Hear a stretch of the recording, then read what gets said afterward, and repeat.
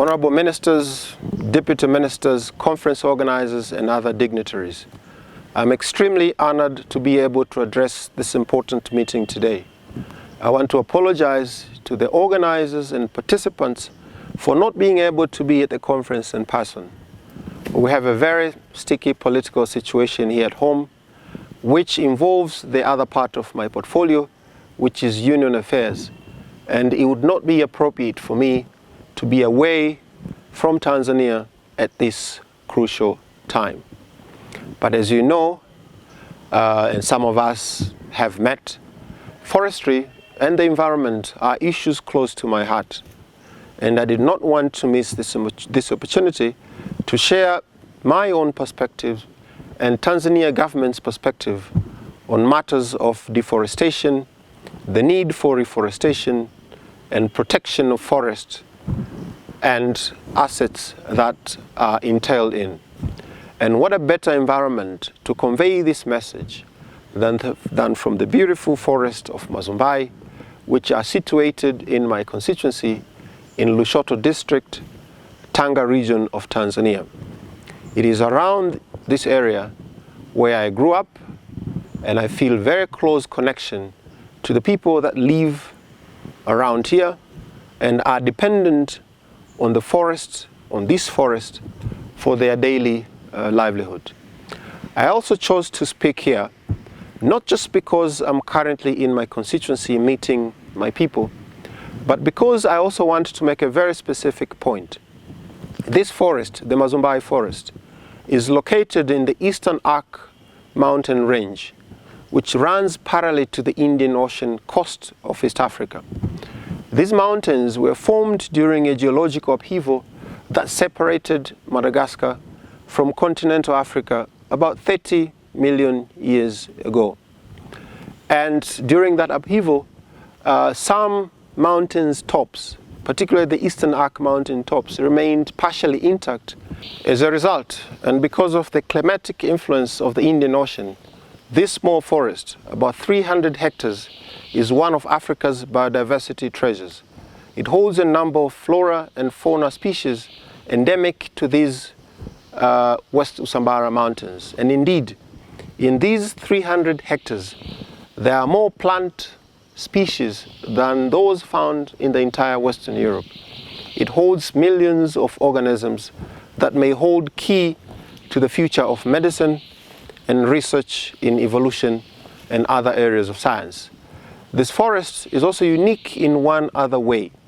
We have protected it fiercely, and it remains unlogged. We have handed it over to the university for research. We didn't protect it by force or by treating people around it as potential criminals, but by making our people understand that its existence is of more value than its depletion. And at the moment, they are seeing the benefit of this forest. We can't talk about the future of Africa without talking about conserving forests such as this. And we can't just be romantic about these old forests without creating new ones. And I hope that this conference in Ghana will also be about these dual tasks. It is for this reason that I'm very enthusiastic about the content and the spirit of this conference. And I hope after its conclusion, we will have solutions that will move us ahead in these tasks that are before us. Now, what applies to the most of Africa also applies to Tanzania. And our country has a massive challenge on how to provide our growing population with the land for agriculture and fuel for cooking, while at the same time maintain the integrity and quality of our forest. Tanzania is like the rest of Africa, is heavily reliant on its forest resources for supply of building materials and energy. And with a growing population, the pressure on our forests, the pressure on forests like this one, is increasing year in, year out. This trend is visible throughout the continent, and it is estimated that Africa lost forest area the size of Belgium in the last year. This is a very threatening and very scary trend. Already the continent imports millions of dollars of woods products, and at the current rate, Africa will soon be an importer of fuel wood and charcoal. And this must not be allowed to happen. And this conference has a role in making sure that doesn't happen. Not only does the loss of forests represent a major environmental catastrophe, but it also represents a major economic and social impact for our people that will result in the loss of income, crop failure, social unrest, conflict, and migration. For instance, at the moment, it is estimated that about 250 million people on the African continent, which is a quarter of our population, will live in areas of high water stress by 2030. And the population growth and resource scarcity will inevitably exacerbate these conditions. As it stands today, 65% of land in Africa is already affected by degradation. And the continent loses up to 3% of agricultural GDP annually due to soil and nutrient loss on farmland. The social and economic impact is not just an African problem, but it is also a global problem, as we have seen recently with increasing migration to Europe from a number of African countries. This trend will not only intensify, let me rephrase, this trend will only intensify if we do not address deforestation. It is now clear that deforestation cannot only be resolved through conservation and protection. There is an urgent need to address the supply and demand imbalance in forest production. We can do this by addressing the demand side through making changes in the farming methods and reduce the slash and burn practices we see around the continent. We also need to look at the ways our people fulfill their energy demands by increasing availability of electricity and convert gas for cooking.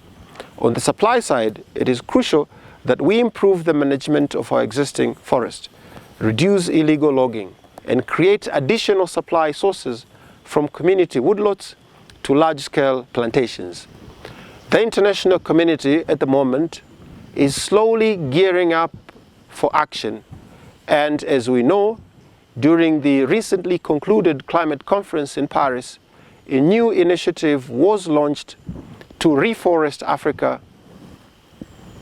The initiative is called the African Forest Landscape Reforestation Initiative, which has a very ambitious goal, and indeed attainable goal, to restore 100 million hectares of degraded and deforested land in Africa by 2030. I hope this conference will contribute to a conversation on how to reach that objective. But we all know that the scale of the task at hand is of mammoth proportions and will require significant effort from a variety of parties ranging from African governments to donor countries, as well as private sectors and financial sector organizations. And I know that some of you are meeting and will meet here in Accra, and I would hope that we will not lose an opportunity for coming together to create new and innovative ways of tackling this task, which needs to be done, and we believe that this conference is a step in the right direction. I also know that historically, and in most countries that currently boast significant planted forests, these resources were developed through planting subsidies or tax breaks. Unfortunately, these type of incentives have been largely absent in Africa. If African governments, donor countries, and financial institutions want the private sector to play a role in the development of new forests, then it is imperative that we put our heads together and create an attractive environment for that to happen. And I know that it is possible.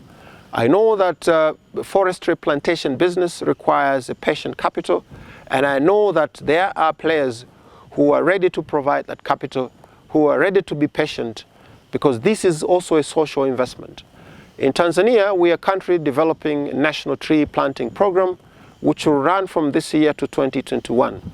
And we are actively working towards implementing strategic interventions to firstly stop the current level of deforestation, to restore degraded natural forest, and expand sources of supply through planted forests and woodlots. The Tanzanian government is currently actively engaged in discussions with the private sector and development partners on how collaboration between the private sector and the government can yield clear social, environmental, and economic opportunities for all parties involved. Dialogue and understanding and experience sharing and expertise sharing is very critical. That's why workshops and meetings such as this, to share experiences, to exchange lessons, are very critical. These discussions are difficult and require time, but we are committed to them. We are committed to make sure that we succeed, and we see this conference in Ghana as part of the process of gaining understanding and trust among all players involved in this new industry. We look forward to hear from you about the outcome of your deliberations, and we hope we can meet in person later this year during the upcoming forestry conference that is scheduled to take place in Tanzania in the second half of the year. You can count on my presence then. I wish you well, and I'm envious that I'm not there with you, but I know for sure that you're envious that you're not with me here in this beautiful environment. So thank you very much, and looking forward to hear from you. Thank you.